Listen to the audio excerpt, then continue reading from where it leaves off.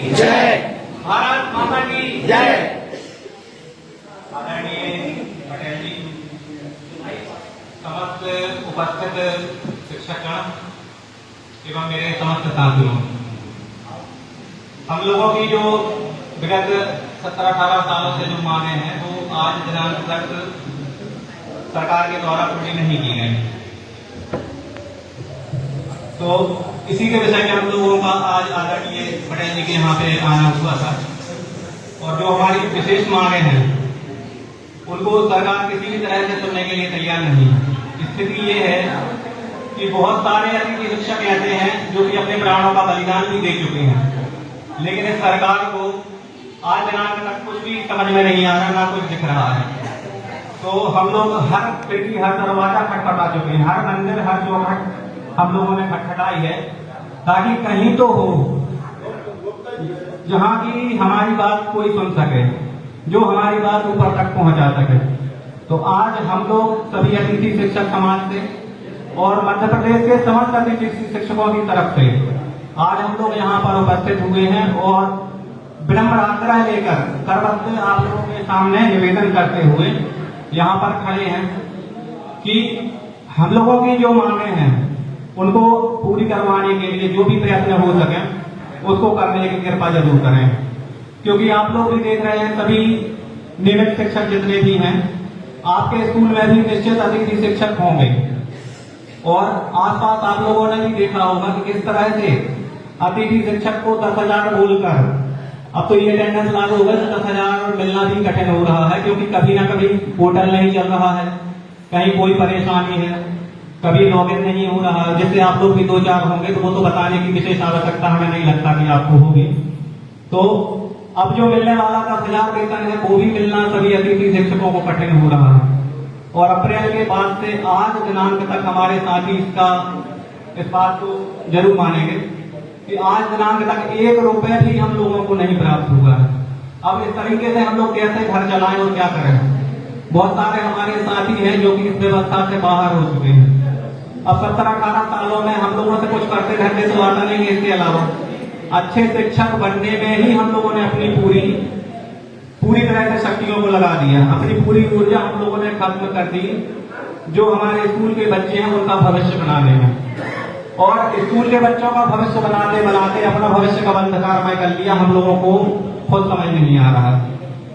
तो विनम्र आप लोगों से यही हम लोगों का निवेदन है कि जो हमारी विशेष मांग है, बहुत ज्यादा मांगे हम लोग लिख के नहीं लाए, क्योंकि होता क्या है 10-15 मांगे लिख के दे देते हैं तो सबसे कम महत्व वाली जो मांगे होती हैं उसको सरकार पूरी कर देती है और हम लोगों की जो मुख्य मांगे हैं वो रह जाती हैं। इसीलिए अब हम लोगों ने हमारी जो मेन मांग है वही मांगना हम लोगों ने शुरू कर दी है। तो जिसमें हमारी पहली मांग है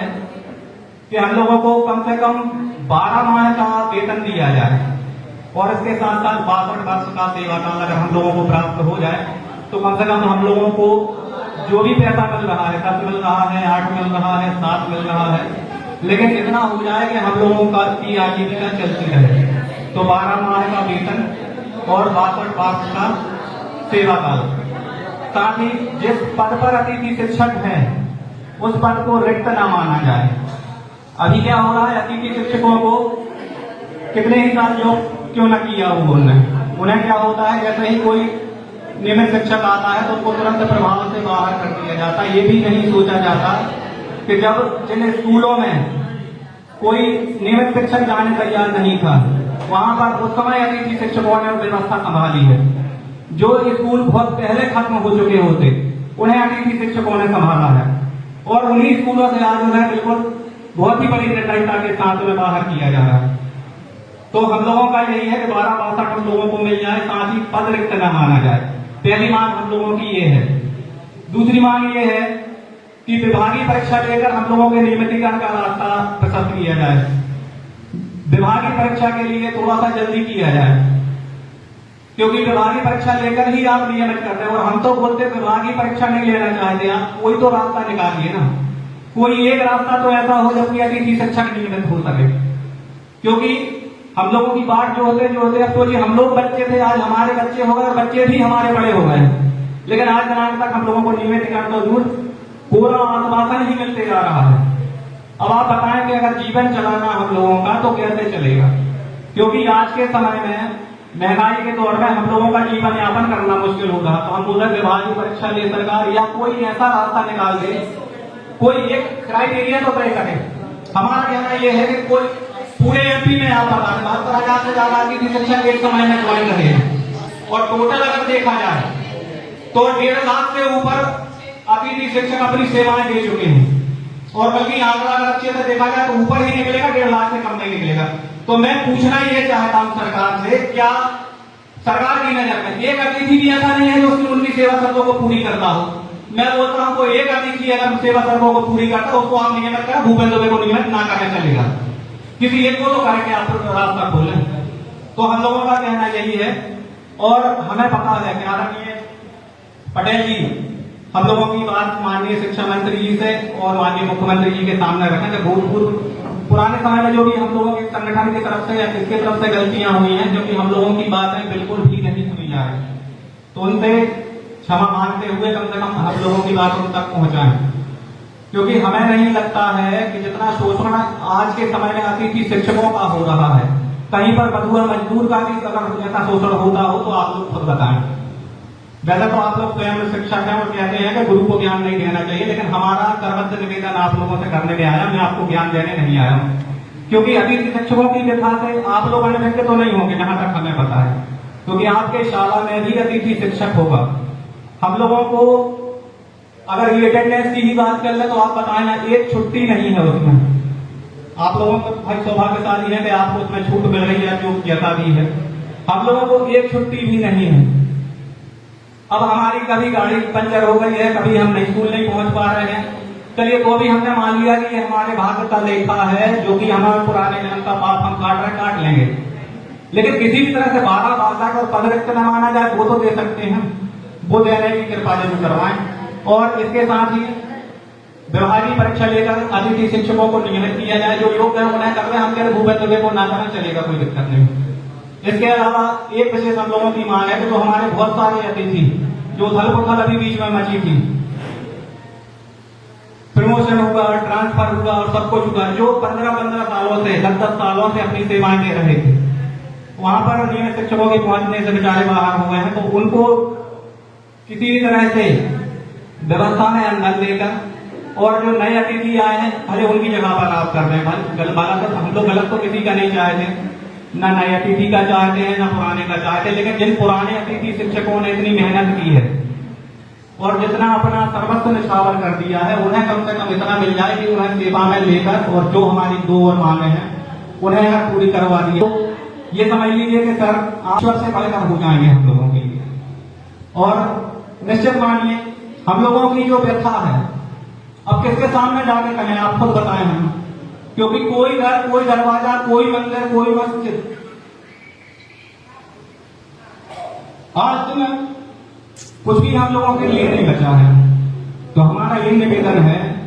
कि अब आपके दर पर आए हैं अपनी हम लोग मांगे लेकर, तो उन्हें पूरी करवाने की कृपा करें, क्योंकि मैं खुद जब बहुत सारे अतिथियों का फोन आता है मेरे पास,